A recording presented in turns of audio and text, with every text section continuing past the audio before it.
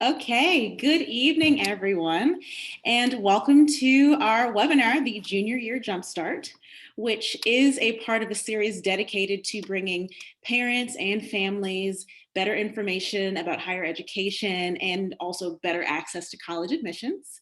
I am Chloe Taylor, the office manager at Colledge, and we are thrilled to have so many of you join us. So stay tuned because we've got some really great information coming up about our college admissions literacy series. So just make sure you stay tuned. But before we get started, I just want to do a couple of housekeeping notes. First of all, the session is being recorded and we will be able to send the recording out to all of you. So we encourage you to just be present and not worry about writing anything down or everything we say. So you're okay. Of course, our goal here is to reach as many members of the community with the information that they need, and of course, the information that you need. So please hit like if you are streaming on YouTube, and just let us know that you're finding all this useful so we know what we're doing. Also, I want to encourage all of you to please feel free to pop any questions into the Q&A box as we go. There will be time at the end, and I will keep track of the questions and facilitate a Q&A at the very end, of course, time permitting. And if you don't know where that is, just be sure to roll your mouse over the bottom of your Zoom screen, and you'll see a little icon labeled Q&A. And we will, like I said, reserve time for questions. I want to encourage you to ask anything that comes up. So without further ado, I'm going to hand it over to our panelists, Kelsey, our Director of Admission Services, and Jenny, our owner and founder. Take it away, Kelsey. Thanks, Chloe.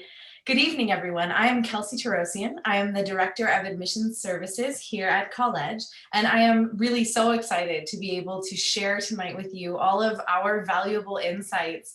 Our hope is really to demystify the admissions process here and kind of touch on the future of higher education in light of everything that's going on right now.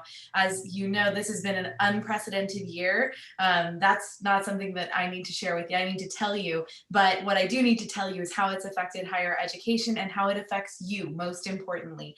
We'll be focusing our discussions on juniors and their families and offer advice on how to think about the following this year in particular. So test optional, test planning, that's a huge thing that is right on the forefront of everybody's mind. We really hope to answer a lot of questions about that tonight.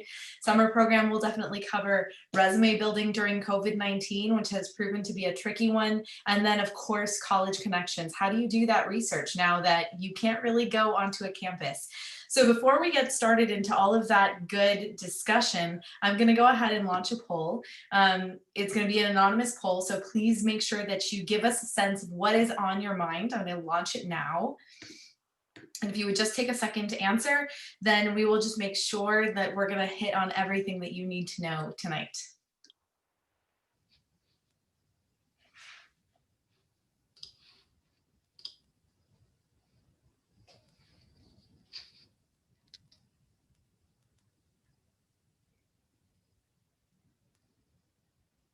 Great, I see a whole lot of people answering.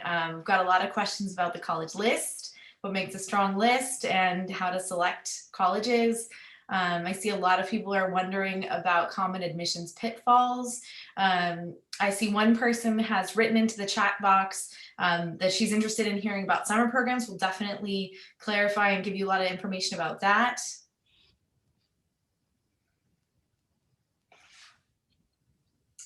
All right, it looks like almost everybody's voted, so I'm going to go ahead and share the results.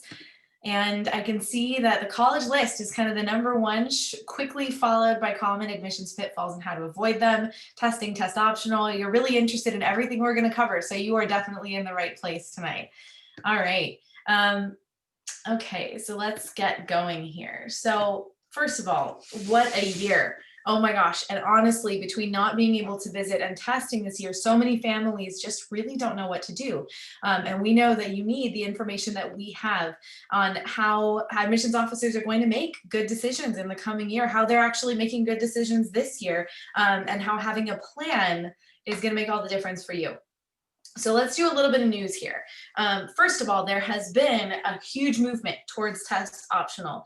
This started back in March with schools doing everything from going permanently test optional. What test optional means is that you can submit scores if you choose to, but they're not required as a part of the admissions process.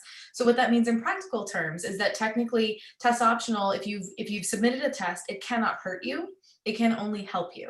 It's like a bonus activity, something like that. Then there's also test blind, which means that a school does not consider test scores at all in admissions. So we have a huge range, right? We have schools that have gone test optional, they really mean test optional. Other ones that have gone test flexible, but they really still want to see scores if you've been able to take a test. And then schools that won't consider them at all. And those commitments have been given for just the 1 year, for 2 years, for 3 years, permanently. So there's a really big range. What we do know is that for juniors this year, even though there may be some schools that don't do test optional this year, we don't have that information out yet. There are going to be more schools that are test optional and test blind than we've ever seen in the past. Secondly, I want to mention the college admissions scandal, which now this pandemic is kind of coming right on the heels of. And one thing that I do want to share is in our work, we are deeply committed to ethics, to standards of ethics, and really supporting students to go right in through the front door. We've actually even developed a client code of ethics and conduct, which we ask all of our families to sign. And that's really designed to set everybody up for success and is actually mirrored off of the affirmations that you are asked to sign when you submit common application and when you are asked to submit the UC application. So that's a very important piece to us. AP test changes. Last year, normally the AP test is a very long test. It's in person. It's really challenging. But the reason you do it is partly because then when you go into college, if you get a good enough score, you might get some college credit for it. So this year, they actually had to condense it to a 45-minute at-home test. So people were still able to take the AP test this year, despite the pandemic and all of the restrictions that it imposed on us or it required of us. But a lot of students were really wondering, will these AP test scores still carry the same weight of the original 3-hour in-person test? And the answer is yes. So that's really important information for all of you to know, is that the AP test may be that same condensed 45-minute test this year in May when it comes around, but that very likely it will still hold that weight. I want to share a little bit about virtual tours and experiences. So with everything being locked down and students not being able to be on campus, it's been, kind of a difficult and scary decision for a lot of seniors this year to decide, where is it that I want to apply to? Do I want ED? If I'm going to do ED, which is restrictive and it's early decision, how do I know? How can I be satisfied? And one thing that I can say is that every single school out there pretty much has really ramped up their virtual offerings. So beyond just having a kind of pre-recorded virtual tour that's really beautiful but not that personalized, this year now they have live virtual tours, they have live info sessions. A lot of schools have weekly student panels where you can go and you can hear from a different panel of students every single week. Sometimes they'll have a link right there on the admissions website sharing that you can connect with a student right there just by clicking on that link. So one thing that is very encouraging, despite the fact that it's really hard to make these decisions without being able to set foot on a campus, is that there are a lot more virtual offerings and you don't have to travel. So that is the good news. That's a little bit of silver lining. But these decisions are really hard without being able to step on campus. Summer programs, our seniors this year were facing a really, really hard situation in their last summer.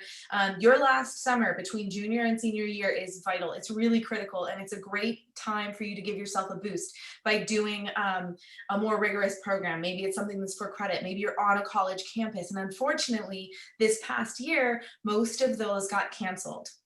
And it left our seniors with a little bit of an empty spot. So they really had to scramble to figure out things to do. So with summer programming, we're seeing some pivoting now. So there may be more offerings that are online for this summer, but I really encourage you to think about that now. It's important to get started early. And then changing deadlines. There are also a number of schools that have either pushed their deadlines back, so by a week or 2 weeks, say Colorado Boulder, their early action before was November 1st, it's now November 15th. We are also seeing schools like Princeton that used to have multiple deadlines moving just to one deadline. So that kind of doesn't give them the spread of trying to fill their class in ED. It also means that you don't have the possibility of giving yourself that boost by applying ED and maybe lowering the limitedness, or maybe raising the acceptance rate a little bit for yourself at a school like Princeton. Instead, it's now going to be all regular decision. So there's only one option there. So there's changing deadlines happening right now. And what I want to encourage all of you to do is follow those colleges that you're interested in on social media, because we're finding that a lot of them are posting on social media, especially on Instagram, almost before they post anywhere else. So it's a really fantastic source of news and information right now. Okay, so I want to go into the most common mistakes, because I know that that's one big area that people want to hear about, is what are the mistakes that people make and how do I avoid them? So we're going to go over these mistakes. First of all, the absolute number one mistake is starting too late. These are students that don't decide on their college lists early enough, and then they create more stress for themselves.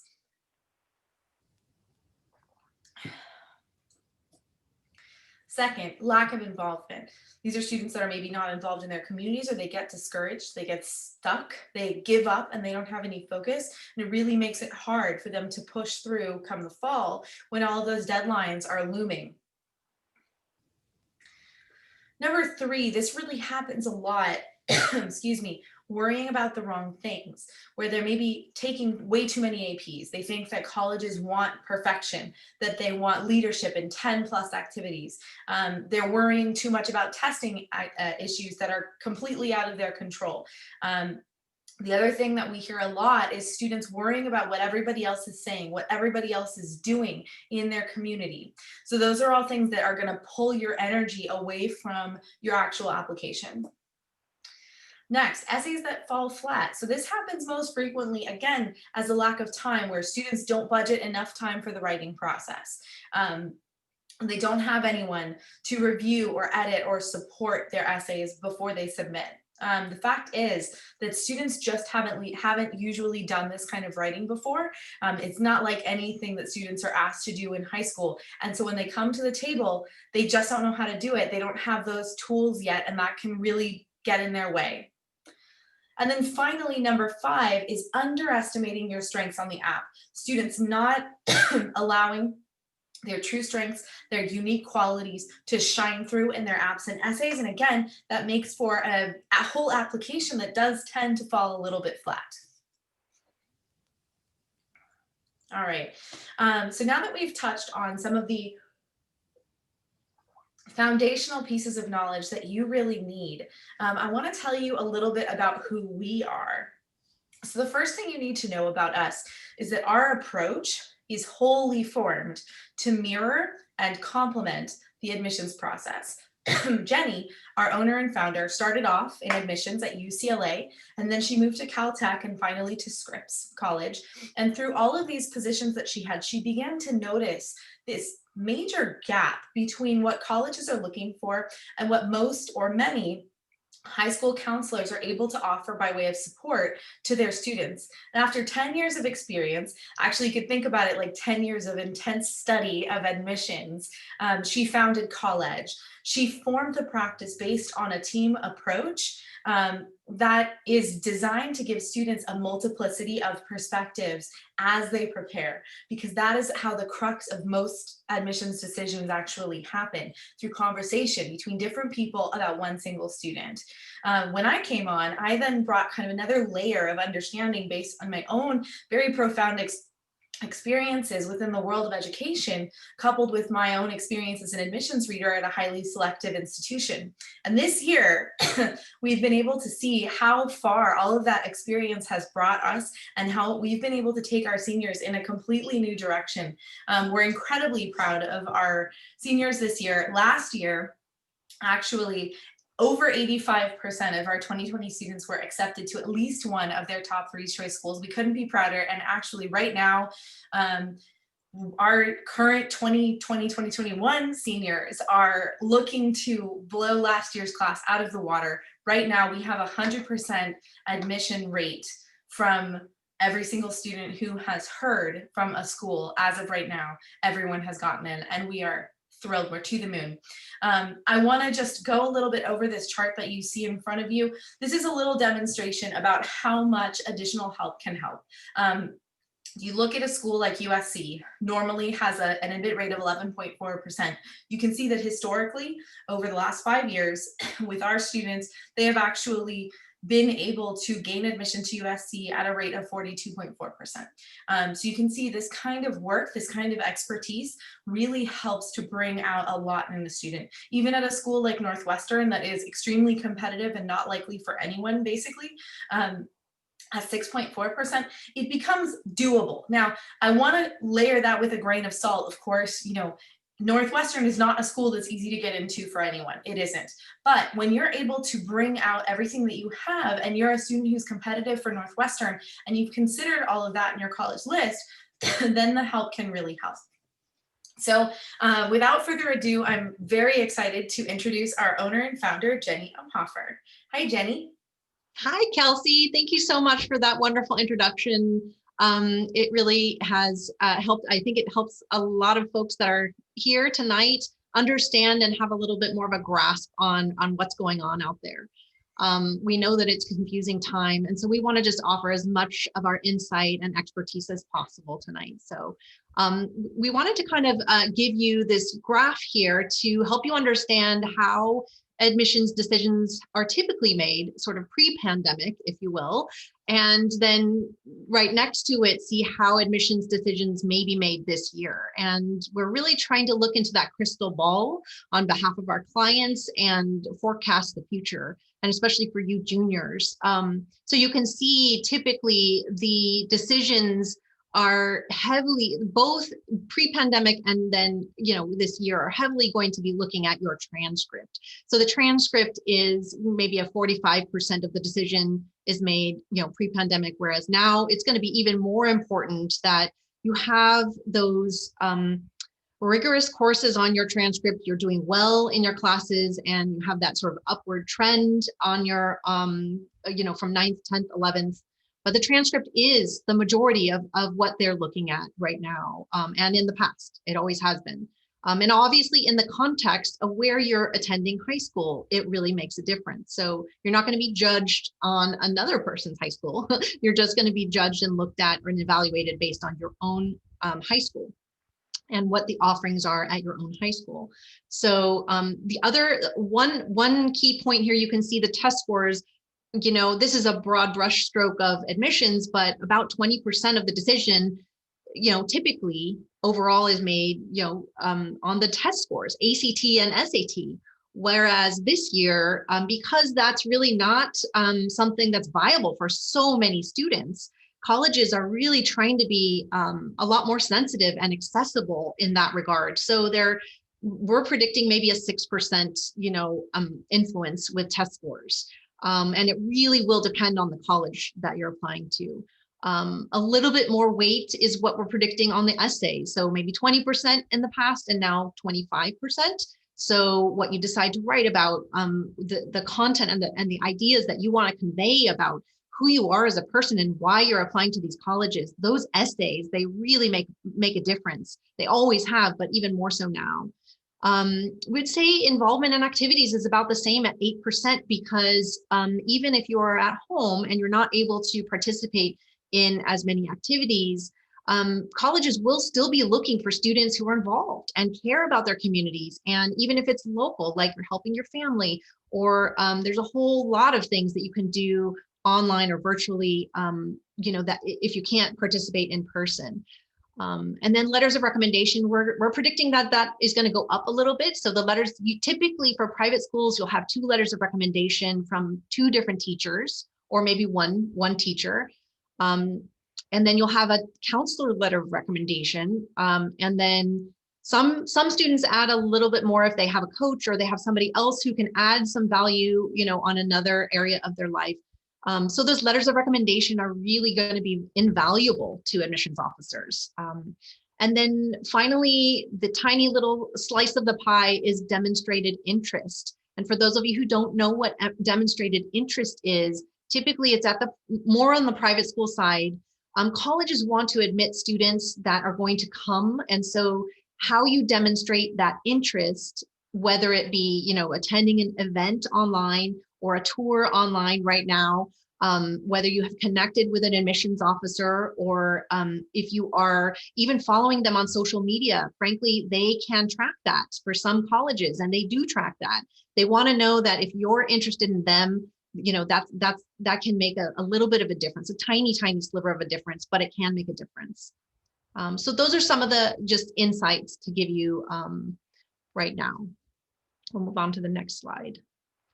Okay, so in terms of what colleges are really looking for, because I know that's on a lot of people's minds, especially for juniors and parents of juniors. Like I said in the last slide, you can't underestimate the value of your academic strength. Really, as a student, as a high school student, your job is to do well in school. That's your number one priority right now. And because colleges, when you submit your application, you really won't be evaluated on your 12th grade classes. You'll put down on your application, you'll put down it's planned that you'll be in, specific classes in 12th grade. However, they won't see those grades if you're applying in the fall. And so your academic strength is something that all colleges want to see. I think increased rigor. So many high schools will not allow students to take AP classes in 9th and 10th grade because they really want you to, get your footing and understand what's expected of you as a high school student. But in 11th grade and 12th grade, they will want you to increase your rigor. That means taking a little bit more challenging coursework, so that you can challenge yourself. And then community involvement and leadership. We can't underestimate that enough. You can have a very average GPA, a very sort of, run-of-the-mill GPA, but if your involvement in the community, and especially right now, is significant and meaningful, colleges really care about that. They are looking at those areas that you have developed and you've gone above and beyond, because our world needs people like you, young people, to really change the world. So community involvement and leadership is another really important element that all colleges want to see on your application. Then finally, I will say the last one is authenticity. Many students stress too much, like what Kelsey was mentioning earlier, about things that they can't control, or they try too hard to please colleges through their essays or through their activities or things they're doing. Really, colleges want real young people, real human beings, real teenagers, you, exactly as you are. And sometimes it's just about understanding, oh, okay, I can share that. It's okay to talk about, how I love baking or how I really enjoy helping the elderly in those essays. And that authentic voice coming off the page is just so exciting for admissions officers to read.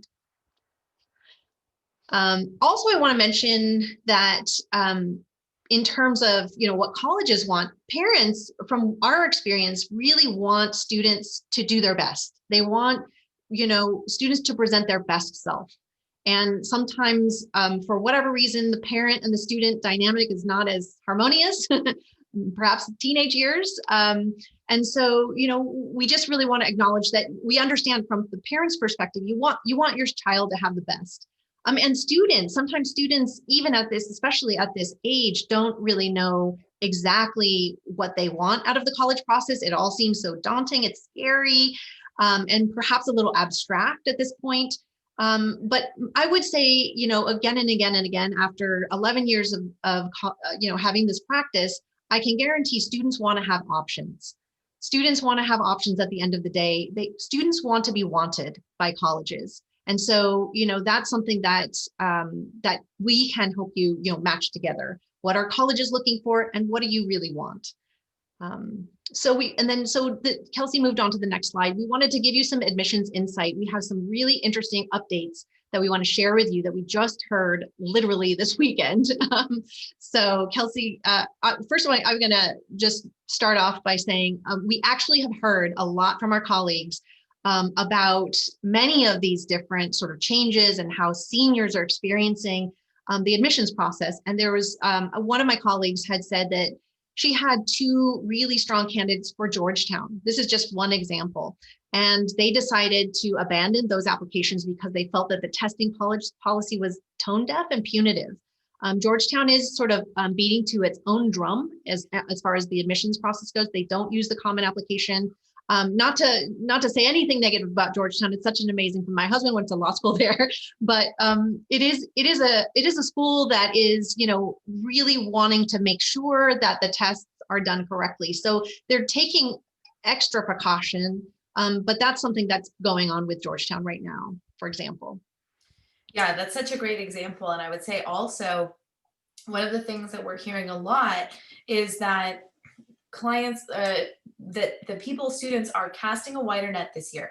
And that's been something that we kind of predicted early on, was that, you know, with everything being shaken up and changed and kind of put on its head, that this may be the year to apply a little bit more broadly, both to make sure that you give yourself enough options in terms of places that are close to home, just in case, places that are your dream schools, certainly. And this may also be a year to reach a little bit more. Now, we never recommend a reach that isn't anchored by a likely or a possible school, but that we may see that some of these schools that have been a little bit harder to get into, maybe a little bit friendlier. Now, that's not to say, you know, a Brown, a Princeton, the schools that are highly selective are going to remain highly selective. But generally speaking, the trend has been that students are casting a wider net, and that has been a positive choice. We're also seeing, unfortunately, that a lot of students are not getting enough direction from their high school guidance officers or counselors on their application process. And, you know, I think that right now high school guidance counselors are just absolutely swamped, especially in light of all of the virtual programming that is happening and trying to pivot. But that said, students are kind of getting left a little bit in the dust. So you definitely want to make sure that you are reaching out and forming those relationships early and being proactive there, so that you make sure that you get what you need. Another thing is that at this time of year, students are feeling really exhausted, partially because they're not getting the support that they're wanting to. They're not getting all of their questions answered by often their high school guidance counselors. They're feeling confused, they're feeling overwhelmed, and a lot of the students are feeling very frustrated right now. Yeah, I mean, you're taking a typically stressful situation already, and you're making it online. Yeah. And, you know, the teachers, high school teachers are burnt out, you know, college professors a lot of people are having burnout, you know, of Zoom meetings and, you know, overwhelmed feelings of stress, or, you know, maybe some parents have lost jobs, you know, so there's a lot of stress going on. So this just sort of heightens that. The other thing that we wanted to mention is, you know, sort of the essay, you know, when our seniors went through the essay writing process, almost all of our seniors are completely done with their essays. Yay! But there was a lot of questions and fear about whether to leave the COVID-19 question blank, whether to, you know, write about it, what would be appropriate to write about. So, you know, a lot of them had very little understanding of what would be okay to share and what would not. Another essay sort of question that came up a lot was, you know, a lot of frustration about, like, why our college? You know, that's one of the questions that colleges ask again and again in different ways in their essay prompts. And the reason why students were so frustrated was because it's been impossible to visit, and maybe they don't know why. It's so hard to answer that question to begin with, and if you don't, you know, step foot on the campus, then perhaps it's harder for some students to really reflect back something meaningful, something real about why those colleges are appropriate. Another thing that's been a shift is interviews. College interviews have, you know, a lot of kids are not getting the interviews that they had before because they can't do it in person. So that has been, you know, a sort of a pivoting situation with the colleges. many of the colleges that would offer interviews, will be doing it online anyway. So it's really just about scheduling the interview. But some kids and some campuses haven't really been offering them or have been doing some different things. Kelsey's going to talk a little bit about the video option. Speaking of those different things, some schools are, instead of offering, for example, alumni interviews, they're offering videos. They're offering like personal video portfolios. Brown is a great example of that. We had several students who worked on a Brown video this year, and one thing I can tell you that was really hard for them at the beginning was knowing what to say, right? So it's just like the Why Our College essay. It's really hard to know what to say. And our advice to them about it was, you got to think about what are people looking for in an interview. They're not looking for you to have a memorized script, right? That would be impossible. It's a conversation. You don't know what they're going to ask. What they're looking for is they're looking for like a three-dimensional view of you, of who you are. They want to see that personality. They want to interact with you and get a sense of maybe what you'd be like in their community, what you'd be like in their classroom. So you want to think about these videos as is just like that. You want to be able to give them that same excellent information, insight into you that you can't give just through writing. But at the same time, give them a little bit of insight maybe into your interests, a little bit of insight maybe into why you're interested in their college. And the number one thing that I'll tell you was consistent with every single student that we worked on these videos with was that at the beginning, they were really, really stiff and they were nervous, right? And they were trying to suppress that nervousness and not show it. And what that did was it actually made them really, really bland. Because they were so kind of tight and closed off. And what ended up working, aside from talking it through and making a plan, was that they would maybe have a whole script at the beginning, but by the time they actually did the final set of recordings, they would just be working from an outline and they would know what they were going to say, but they would do it a little bit more ad lib. So it seemed a little more natural. They could let a little bit more personality show through. And the other thing I'll tell you is that you want to plan to record those like probably 100 times. No joke. Our students really started seeing success probably around the 20 times mark. And what it is that you start to relax about it. You start to know what you're going to say. You start to maybe even be a little bit silly, a little bit funny, giggle a little bit, because at the beginning, when you're talking into a camera, even if it's your best friend on the other side of the camera, it's going to feel awkward. So that's how we worked with our students, and we were so pleased with their results. By the end, they were really showing their selves, their beautiful selves. The other thing I want to talk about is that actually Common App has reported that in the early round, applications are down significantly. They're down 8% nationwide. What does that mean? What that means is that schools are going to be thinking about enrollment. They're going to be thinking about numbers management, and they normally would have a plan, like an aim, and every school treats it differently, but of a percentage of their class that they would like to fill in the early decision in the early rounds, which then kind of extrapolates to another number of a percentage that is for the regular decision round.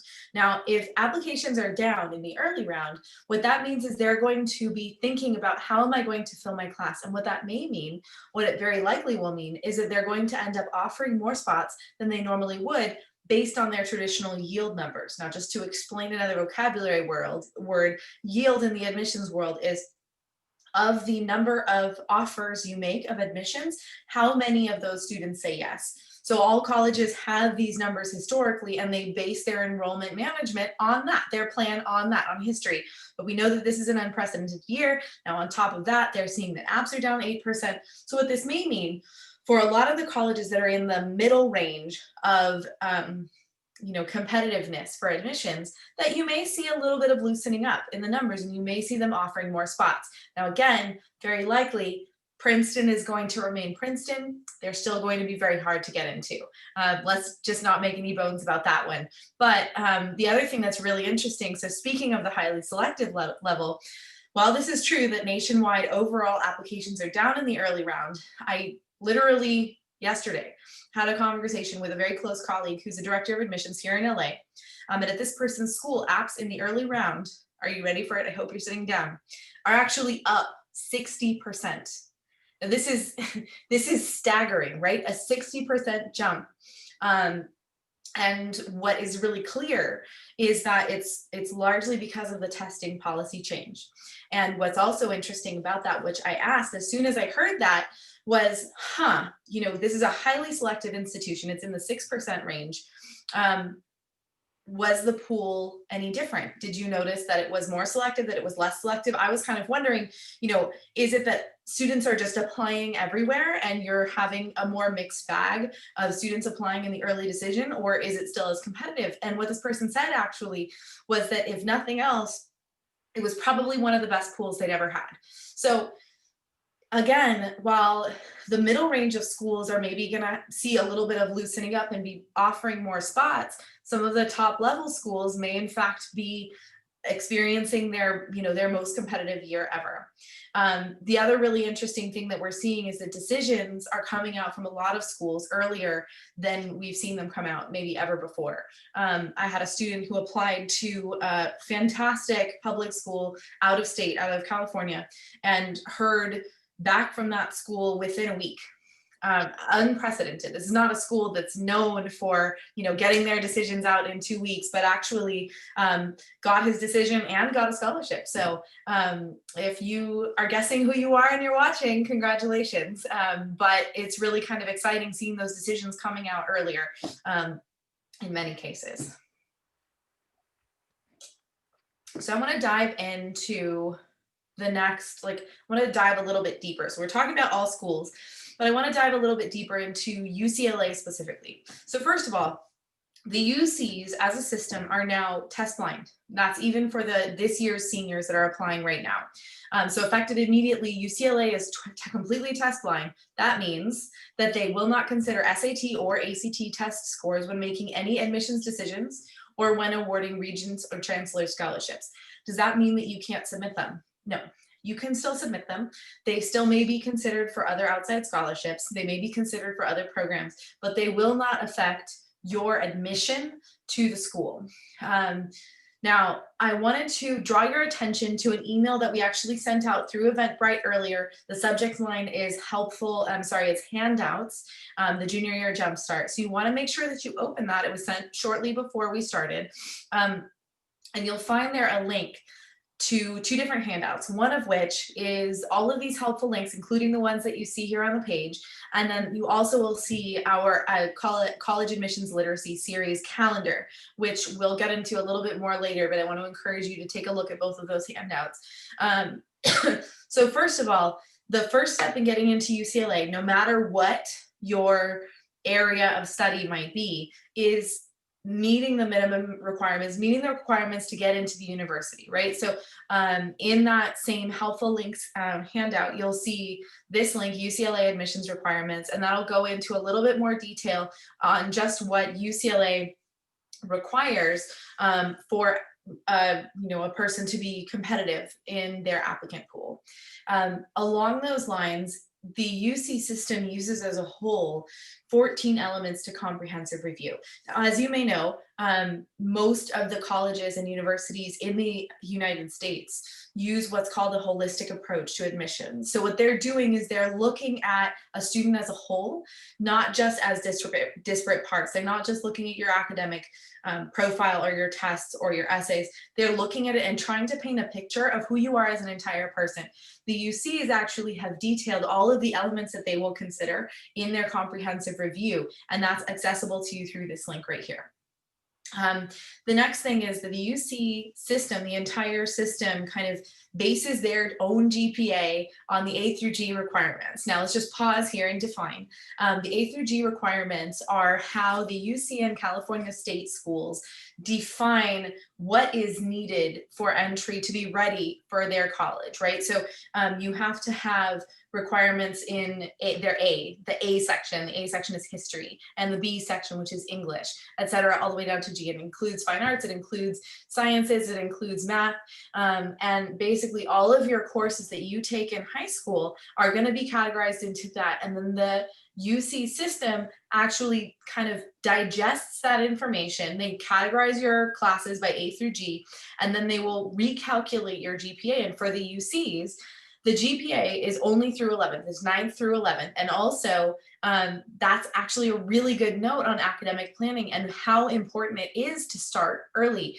Actually, even in the UC application, there is a place for you to put in a handful of the type of class that you might have taken in 7th or 8th grade, which is why some of our students start with us as early as 7th or 8th grade, trying to make sure that they're getting those academic plans. So if you're a person who is working with it, who has a younger student, and you're wondering a little bit about when to start, is it too early, is it too late? Give us a call. One of the things that we do with students really, really frequently, especially in 7th, 8th, 9th grade, is what we call an early strategy, where we're working with them just in 2 intense meetings to make sure it's nothing overwhelming. We don't want to add stress. We definitely want to de-stress and make you more prepared, but is to make sure that you have a plan. Make sure that you're aware of how much time do you actually have between when you have to apply, which is not going to change no matter how old you are, and where you're at right now. And then what can you do with that time? How can you think really strategically? So that's one of the things we love to do. And one of the pieces of that is academic planning, which can really help with the UC system, since they're considering grades right away starting in 9th grade, and even considering some of the classes that you're taking possibly in 7th and 8th grade. So then finally, I want to kind of take a nod to the special kind of more hard to get into, the more competitive programs that are at UCLA. So engineering, arts, film admissions, those are questions that we get all the time. And it really varies a lot from competitive program to competitive program. So for engineering, for example, although there's not, as of right now, a supplemental application that you need to fill out, what they do say is that they really want to see demonstrated strength, demonstrated interest in the math and sciences. So they want to see that in your personal insight questions, in your activities, in what you've done, that you have already been involving yourself in that, and you're showing them that interest that you have. In the arts, you're gonna have maybe like in the digital media and design program, you're going to have a supplemental application, and you're going to have extra essays to write in that supplemental application. And then on top of that, you're very likely going to have a portfolio. Same thing is true for film admissions. In some cases, you may have an audition. So if you are a person who's interested in any of those special programs, you definitely want to make sure that you start early, because I can tell you, you do not want to be coming up on November 15th with Thanksgiving turkey right in between you and your deadline, and find out then that you have an entire other application to fill out in addition to the UC system to get into like the UCLA arts program, the fine arts program. You want to definitely start early and start doing your research early and make sure that you have all the information that you need. Okay, so let's talk a little bit about testing. I know that this is a really big question, so when all of these schools started going test optional, you might have thought that people would relax and take a breath and a sigh of relief that they don't have to take the test. And while that was true for certain students, I won't deny it, generally speaking, it's actually made for a lot more anxiety, because it's one piece of data, like a hard, tangible thing that families could hold on to before, and now that's like in the wind and they're not really sure what test optional means. So I want to help you out a little bit as a junior. So first of all, regarding testing and test optional requirements, our best advice is to plan as if you will be able to take the test. We would much rather have you do prep and not be able to use it than have you not do prep and then take a test, not like either take a test and not do well, or get the opportunity to take a test and decide not to take it and then have certain doors closed to you because you didn't take the test, right? So it's much better to plan as if you're going to take them, and definitely prepare for your tests. Why? There's a very good reason for that. You do not want to have a test on your record that is below where you could, like where you would want it to be if you can possibly help it.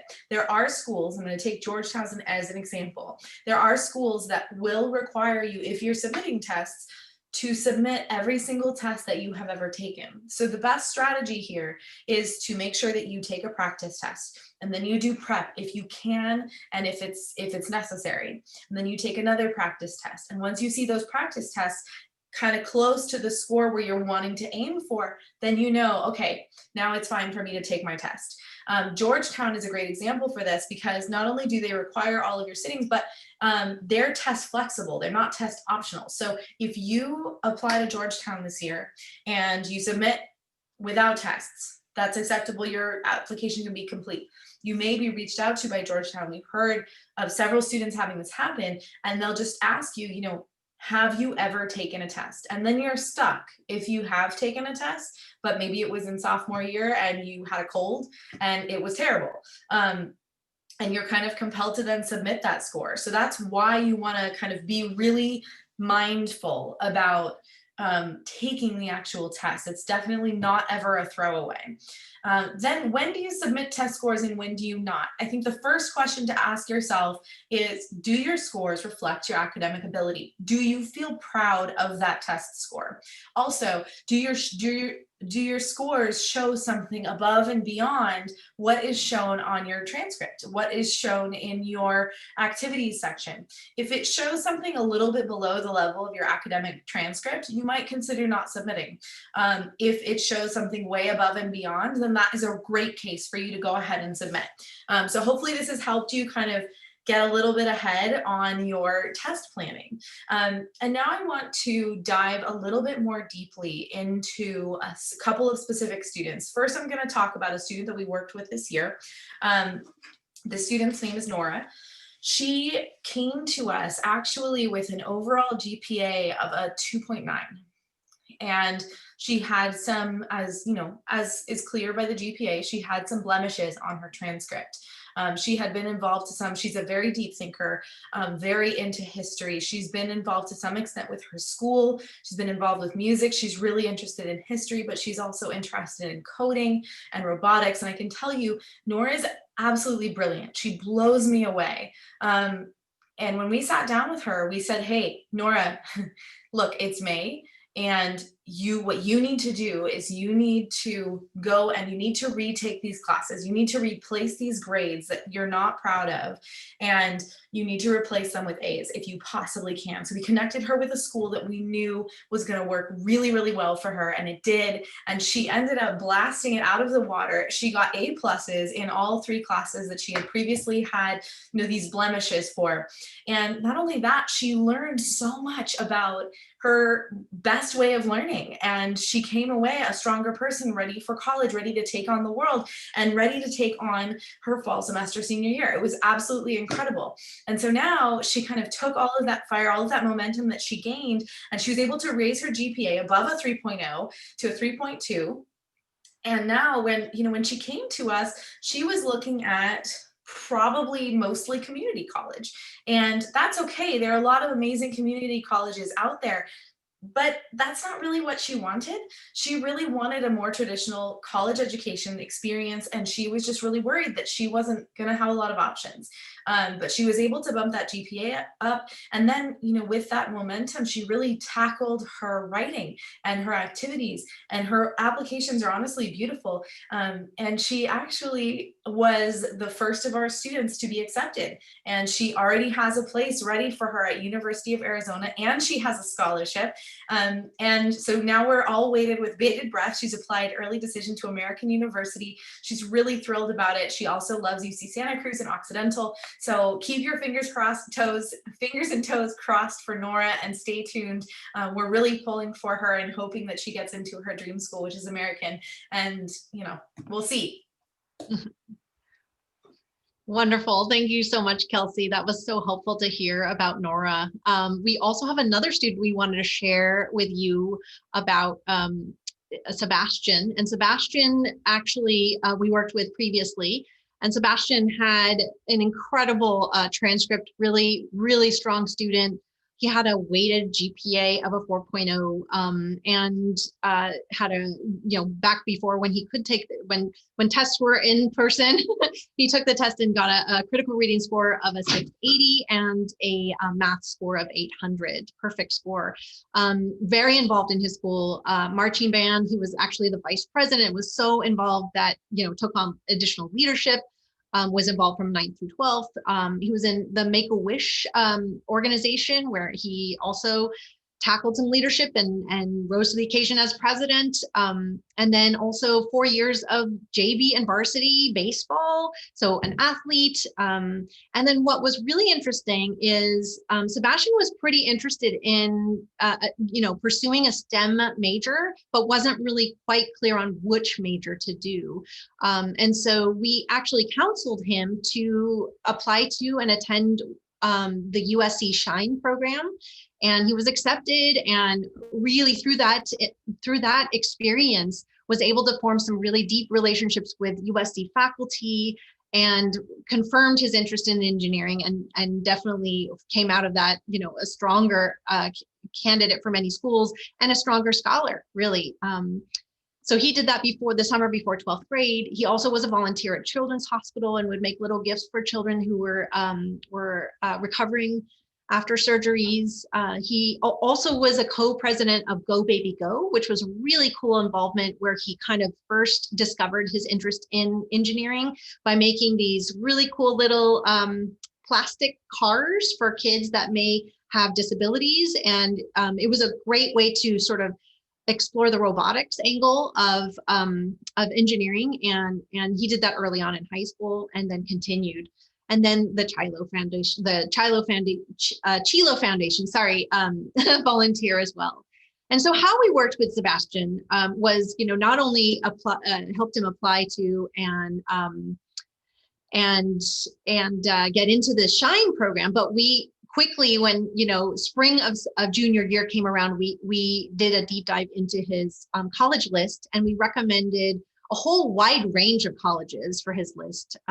We recommended Carnegie Mellon, Columbia University, USC, Brown University, UCLA, Rice, University of Washington. You can see the list up here.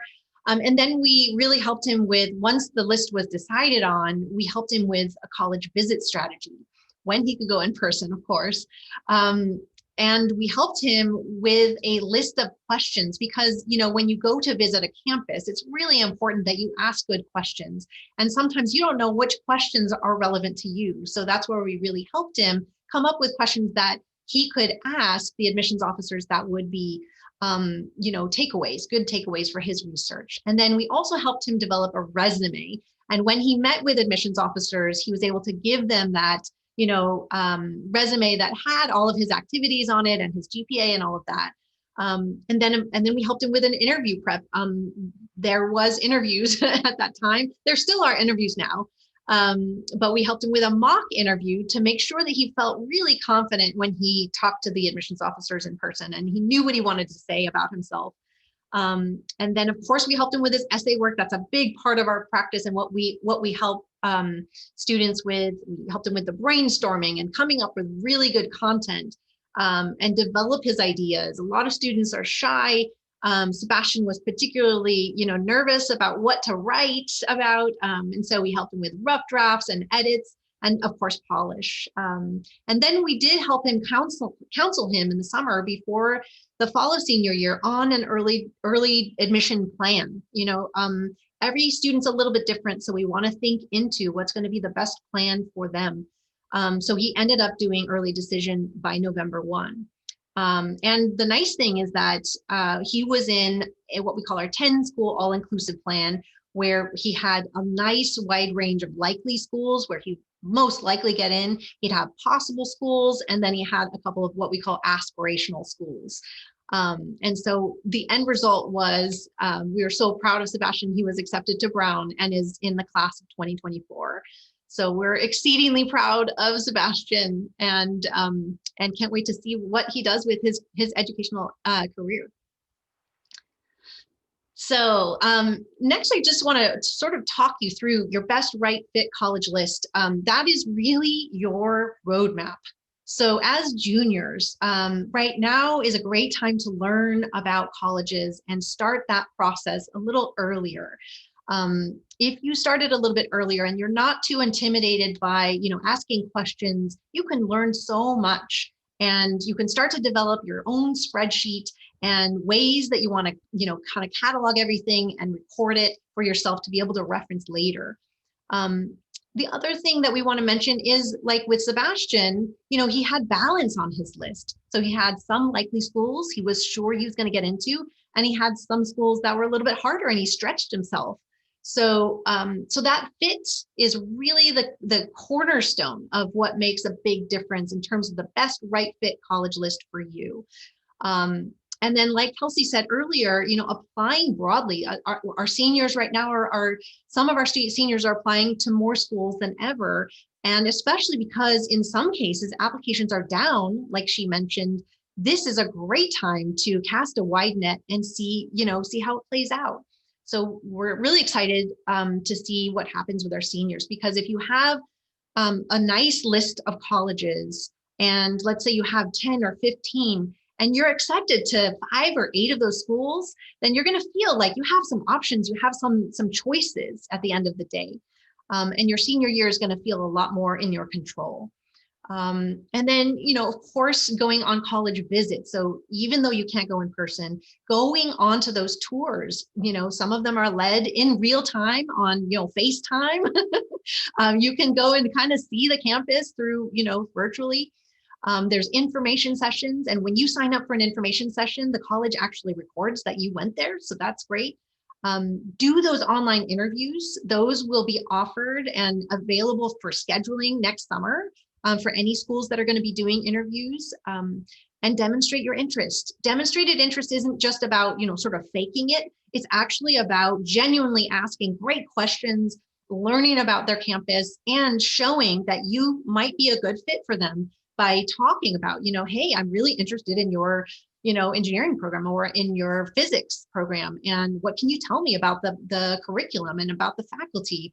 So by just having a conversation with an admissions officer, you're demonstrating that interest. And that makes them happy. That makes them feel like you could possibly go to their school.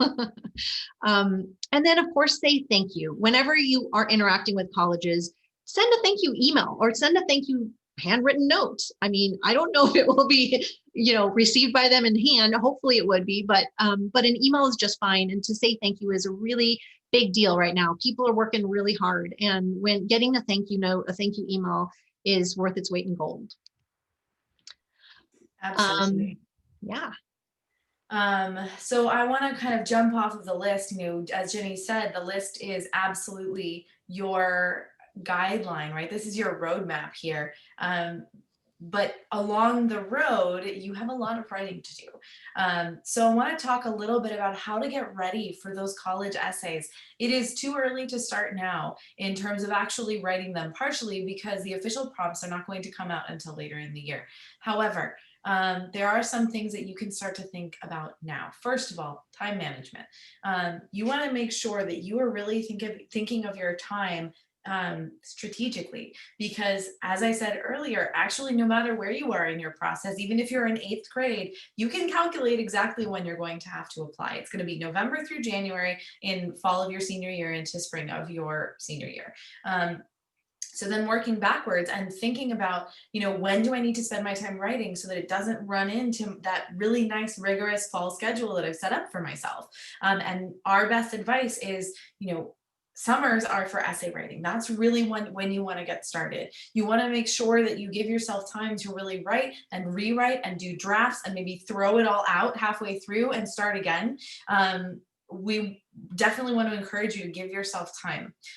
Common essay pitfalls. You want to make sure that you're very much aware of where those are. You want to make sure you, again, give yourself enough time, but that you also do the research, that you also are spending time getting to know yourself. And that is one thing that you can start to do now. You can start free writing. You can start, reflecting on who you are as a person. One thing I really want to share is that actually, especially for that first essay, our clients on average spend about 25 hours from, brainstorming until when they submit, when their essay is ready to submit, outside of their meetings with us, doing their writing. 25 hours. That's a lot of hours. And I can tell you that nobody thinks it's going to take that much time when they sit down at the table. But when you give yourself, when you go ahead and start early anyway and give yourself the time anyway, you will be a much happier camper, and you will also come up with a product that is so much better and so much more illustrative of you.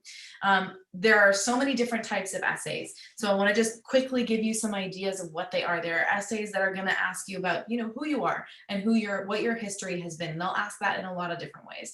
There are essays that are the Why Are College, which Jenny mentioned earlier.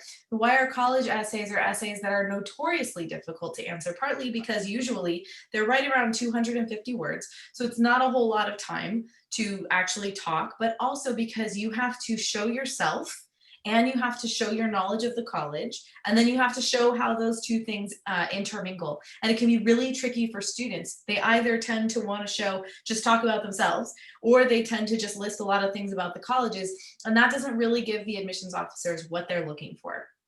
You'll see the type of essay that is going to kind of dig into your intellect, where you're asked questions like, what do LMU this year has one that's great, which is what do institutions like LMU, what responsibility do they have in climate change? So that really shows your deep thinking, your intellectual thinking, your awareness of the world, and your ability to think critically about problems. So you're going to see a wide variety of different types of essays, and they are hard. And the reason that they're hard is because this is not the type of writing that you're taught to do in high school. When you're in high school, you're learning mainly how to write kind of really objectively. Right? Where you're writing and you're kind of taking your personality out of it and you're analyzing something, but you're not actually speaking from the heart. You're not showing your personality in your writing. And that's completely the polar opposite of what you're going to do here. So it's just realize that it's going to be harder than what you think it's going to be when you sit down at the table. And then generating effective content. I can tell you that 100% of the students I've worked with have had the stories. They have had everything that they need to write these essays effectively within them. But where they run into trouble is identifying what is the content that a school or a particular school is going to resonate with. What is it that I want to show about myself to this school that they're going to get really excited about? And that's where we see students running into walls time and time again, and they're thinking of outside of themselves, what is it that the college wants to hear? And then they write something that's really, really generic. So I just want to encourage you to, if you need help, ask for help. Reach out to us, reach out to your family, reach out to your high school counselor. But definitely ask for help, definitely get other perspectives when it comes to writing the essays. So basically what I'm hearing in terms of key takeaways, I'm hearing 1, start early. I am hearing your college list is your guide. Have a backup plan and have a test plan. Authenticity. I'm hearing that summer is for apps and essays.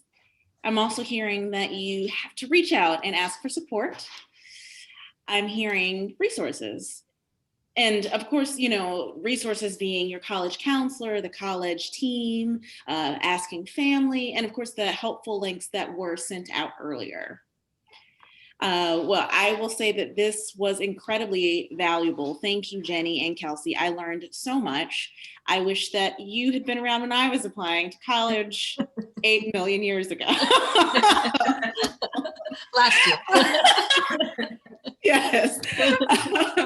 So for those of you that are still with us, as I mentioned earlier, we have our college admissions literary series, which is dedicated to bringing parents and families better information about higher education and, of course, better access to college admissions.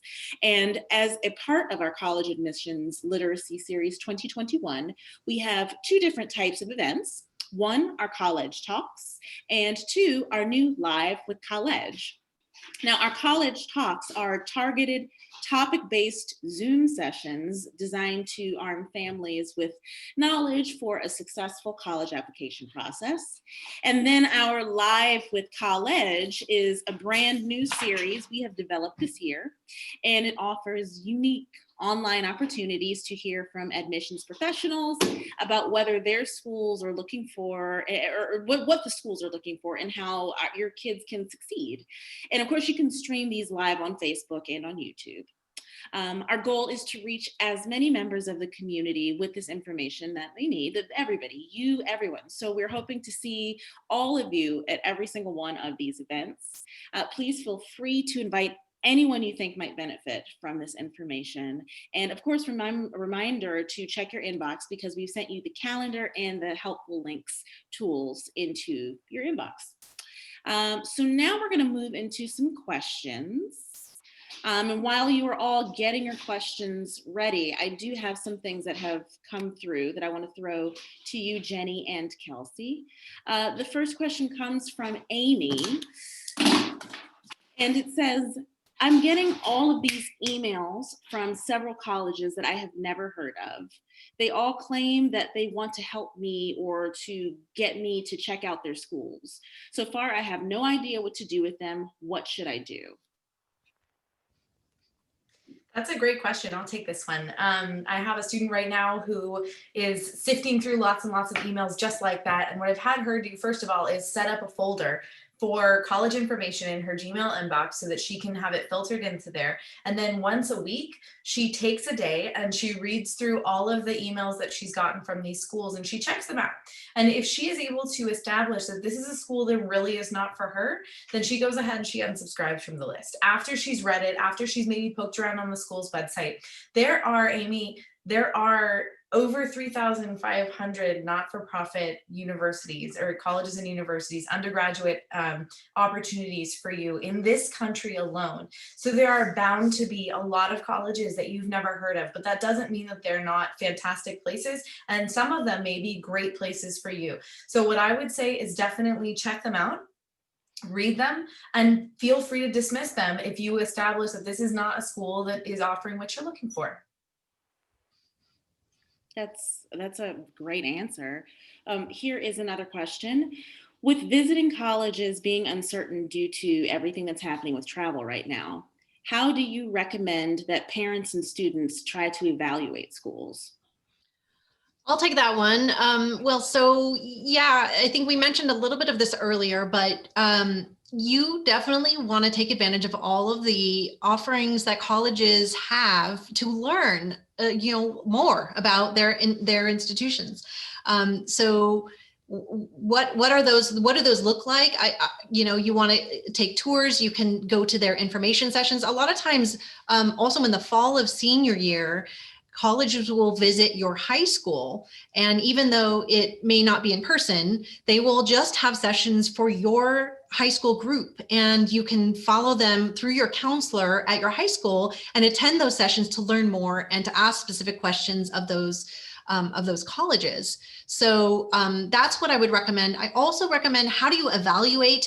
You definitely want to ask good questions, and those questions can be and should be developed before you go to those visits, or or thought about a little bit. You'll have questions pop up. Those are good questions, whatever that are popping up in your brain when you're starting to do your research. Maybe it has to do with your major. What kind of major offerings do they have? Maybe it has to do with financial aid or costs of college. Maybe it has to do with how are they dealing with COVID? So all of your questions are valuable, and they should be your roadmap for how you're going to find out if this is the right fit college for you. And then how are you going to capture all that information? I do recommend that you create a spreadsheet. I'm a big fan of spreadsheets. Excel is my friend, and and you can go ahead and put all the colleges that you're looking at, even if they seem like they're reaches or their local likely schools, all of them, just put them on your list so you can compare sort of the different data points, like major or location, or it could be size, or it could be extracurriculars or social. There's so much that goes into a college experience, not just, your major. So what are those things that matter to you? And, capture those on a spreadsheet. That sounds great. I mean, who doesn't love a spreadsheet, right? So for Jenny or Kelsey, which other? I know we have some interest about summer programs. Can we speak a little bit about summer programs, planning them, just any little seedlets that you can toss out?